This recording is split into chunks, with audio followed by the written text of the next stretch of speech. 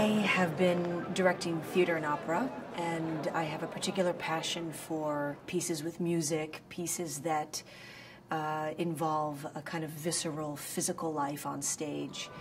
I also have a great love of the classics.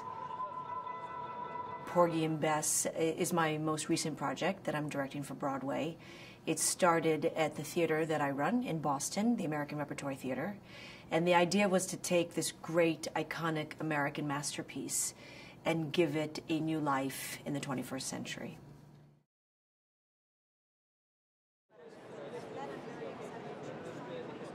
I think as a director, I've always been interested in theatrical events that push the boundaries of theater.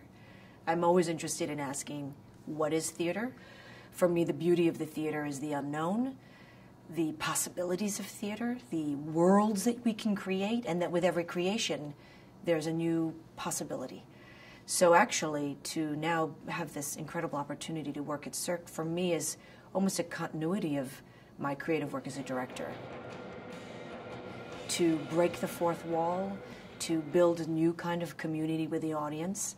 I think I've always dreamt of doing a show in a tent. It's just now I have the chance to actually do it.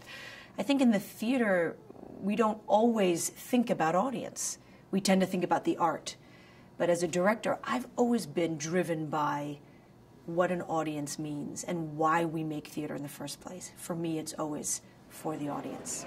So that idea in Cirque that we are communicating, that really interested me. That could we take the ideas of Cirque and maybe push them to a new place?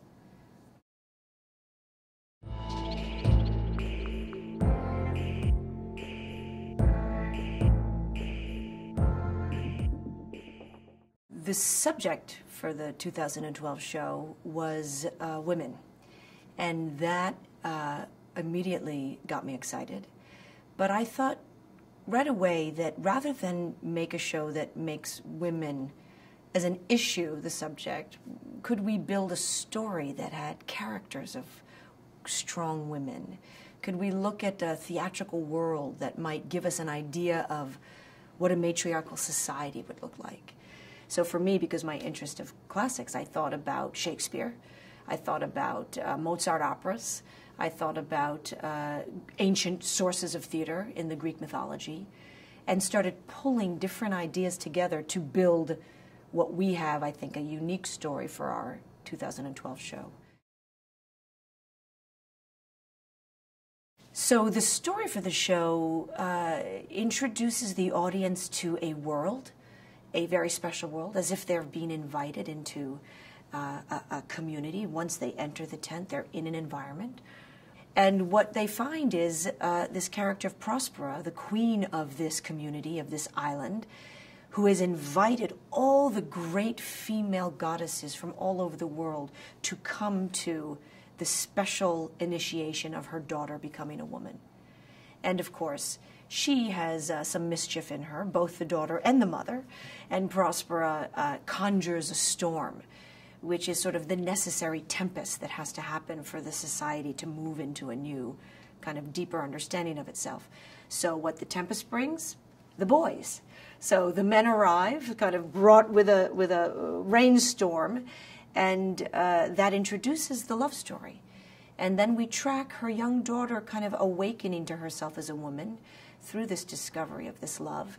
And then in the end, when the love is proven to be strong and has earned its place, then it is celebrated.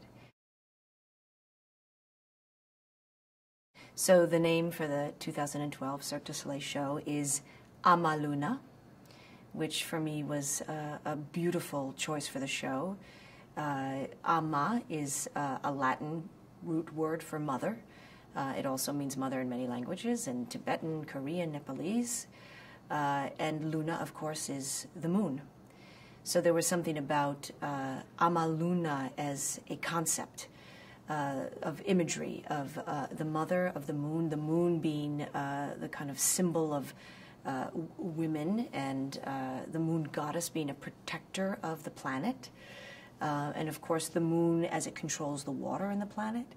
And the idea that Amaluna for the Cirque show is this special world that we're creating.